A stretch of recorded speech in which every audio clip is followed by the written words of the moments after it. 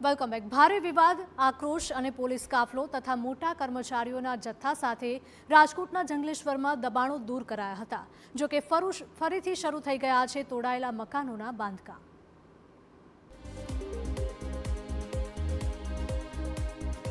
રાજકોટના જંગલેશ્વરમાં mega demolition બાદ સ્થાનિકો તંત્રને પડકાર ફેંકી રહ્યા છે। ટીપી રોડ બનાવવાની જગ્યાએ ફરીવાર દબાણ શરૂ કરાયું છે।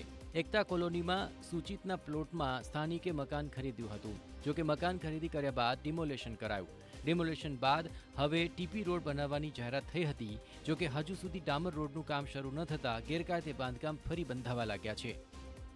અમે જ્યાંથી પેદા થયા ત્યાંથી જંગલેશ્વરમાં રહે છે અને જંગલેશ્વરમાં પેદા થયા છે, જંગલેશ્વરમાં મોટા થયા છે। 3 વર્ષનો હતો તેટલા વર્ષ મને 63 વર્ષ થયા। સરકારી જગ્યામાં અત્યારે છે, સરકારી જગ્યામાં પહેલા ક્યાં સરકારી જગ્યામાં બાંધકામ નખાતું। જંગલેશ્વરમાં ગેરકાયદે બાંધકામનો મુદ્દો હાઈકોર્ટ સુધી ઉછળ્યો હતો કે જેમાં સ્થાનિકોને વૈકલ્પિક જગ્યા આપવામાં આવે તેવી માંગ ઉઠી હતી, પરંતુ સરકારી જગ્યા પર દબાણ હોવાને લીધે જંગલેશ્વરના સ્થાનિકોને વૈકલ્પિક જગ્યાની ફાળવણી ન થઈ। હવે સ્થાનિકોનું કહેવું છે કે સરકાર બની તે પહેલા તેઓ આ જગ્યા પર રહેતા આવ્યા છે અને આ જગ્યાને મૂકીને ક્યાંય નહીં જાય।